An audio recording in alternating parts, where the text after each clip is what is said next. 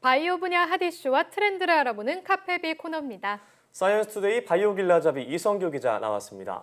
안녕하세요. 안녕하세요. 네, 오늘은 어떤 주제를 얘기해 볼까요? 요즘 이제 해외 드라마를 보는 분들이 꽤 많은 것 같아요. 네. 최근 10년 사이에 이제 미국 드라마, 줄여서 미드라고 하죠. 미드 열풍이 우리 사회에 불었던 것도 같기도 하고요. 네, 저 같은 경우에는 미드를 자주 보는 편은 아닌데 그 좀비 드라마 있잖아요. 워킹데드를 즐겨보는 네. 편입니다. 맹앤커는 어떠세요? 저는 뉴스룸과 메디컬 네. 드라마인 그레이 아나토미를 재밌게 봤어요. 네. 그리고 또 요즘에 보니까 왕좌의 게임이나 또 뭐 CSI 과학수사대는 워낙 또 그렇죠. 유명하잖아요. 그렇습니다.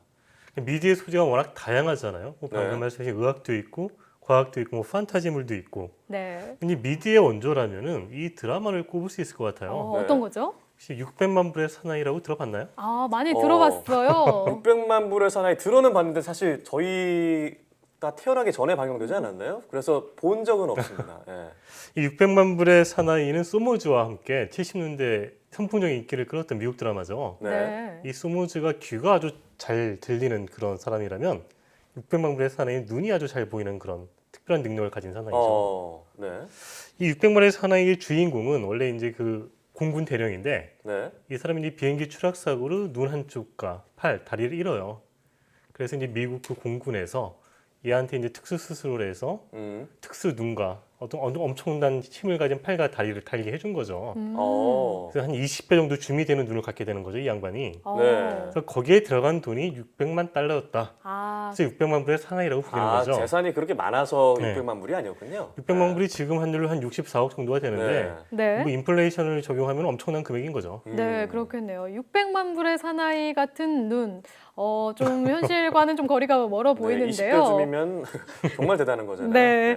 그래도 이렇게 인간의 눈처럼 작동하는 인공 눈, 과학자들의 큰 관심 가운데 하나죠, 하나요? 지난번 이제 카페비에서 한번 그 황반변성, 그 노인성 그 안구 질환, 네. 줄기세포로 뭐 치료한다 이런 거 한번 다뤘었잖아요. 네, 그렇죠. 그래서 이제 어떤 인구가 고령화되면서 이런 황반변성이나 망막생소 변성증 같은 이런 안구 질환이 있어요. 네. 네. 이런 뭐 안구 질환이나 아니면 뭐 교통사고 등으로 손상된 시력을 회복하는데 인공눈 연구가 활발히 진행되고 있죠. 그래서 이번에 이성규 기자가 인공눈 연구를 하고 있는 현장에 다녀왔다고 들었는데 어떤 내용을 취재하셨나요? 일단 그 연구 내용을 설명하기에 앞서서 사람의 눈에 대해서 좀 간단하게 설명을 해드릴게요. 네. 우리가 이제 사물을 볼 때는 이 망막이 중요한 역할을 하잖아요. 그렇죠. 네. 이 망막이라는 거는 눈의 가장 안쪽에 있는 부분을 말하거든요. 네. 이 망막은 눈을 통해 들어온 시각 정보를 전기적 신호로 전환해서 뇌에 전달하는 역할을 해요.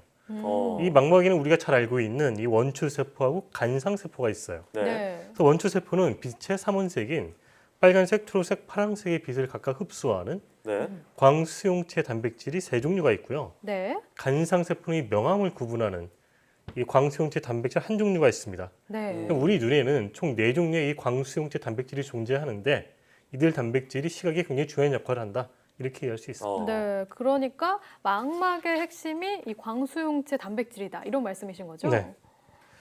보통 이 망막 질환 환자의 경우에는 이 광수용체 단백질이 좀 망가져서 네. 앞을 제대로 못 보는 경우가 많거든요.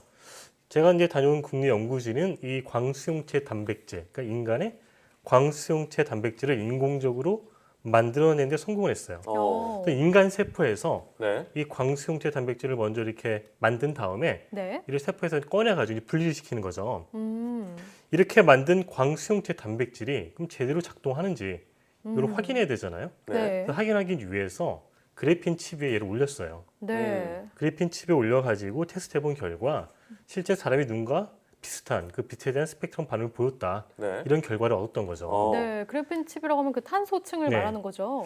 이 그래핀 칩에는 이 그래핀 자체가 이 생체 물질이랑 잘 결합하는 특성이 있어가지고 네. 뭐 세포나 단백질 같은 걸 올려가지고 많이 테스트를 하거든요. 네. 네. 그 관련 설명 들어보겠습니다. 세포막 그 자체에도 어떤 전하를 띠고 있고 제가 그래핀에도 어떤 전기 신호를 이제 보내주게 되면 서로 이제 정기적인 인력에 의해서 이제 세포막들이 그래핀 위에 도포되게 됩니다. 그래서 다른 일반 금속보다 그래핀이 그런 부분에서 세포하고 더 친화도가 커서 제가 그래핀을 쓰게 됐고요. 네, 그 광수용체 단백질을 인공적으로 만들어냈고 그 기능까지 확인을 했다 이런 인터뷰를 봤는데 그럼 중요한 것은 이게 이식을 해야 되는 건데 이식까지도 가능한가요? 그러니까 이제 최종 목표는 이 네. 광수용체 단백질을 좀 시력이 잘 안 보이는 분들한테 이식하는 거잖아요. 네. 근데 아직 그 단계까지 연구가 진행된 건 아니고요. 지금 이제 그 어떤 가장 기초적인 단계인 네. 그 이식에 쓰일 수 있는 어떤 생체 물질을 개발하고 그 효과를 확인했다. 이렇게 볼 수가 있고요. 앞으로 뭐 동물 실험과 인체 임상 실험 등의 과정을 거쳐야 되는 거죠. 네. 아직 상용화까지는 그러니까 갈 길이 조금 멀어 보이는데요. 그런데 국내 연구진이 인공 망막 이식에 성공했다. 이런 기사가 있었어요. 이건 어떤 내용이죠? 그러니까 이제 국내 연구진이 개발한 건 아니고 이건 이제 미국에서 개발한 어떤 인공 전자눈 뭐 이런 개념인데 네. 네. 지난해 이제 서울 아산병원 연구팀이 그 이식 수술에 성공을 했었죠. 음, 근데 이 인공 망막은 일종의 전자칩인 거예요. 네. 아까 이제 그 광수용체 단백질이 중요하다 그랬잖아요. 네. 이 전자칩이 그 광수용체 단백질 역할을 하는 거예요. 쉽게 얘기를 하면.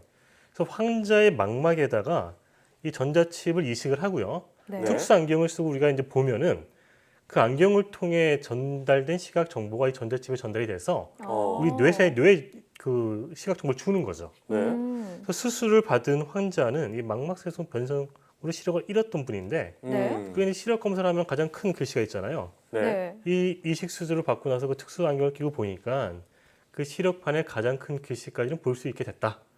뭐 이런 내용이었습니다. 그러니까 어. 전자칩과 안경이 세트인 그렇죠, 거네요. 세팅인 네, 거죠. 안경까지 써야 네. 된다는 말씀이시죠? 그래서 이 장치는 지난 2013년에 네. 미국 FDA에서 승인을 받았고 전 세계적으로 한 200여 명 정도가 이식 수술을 받았습니다.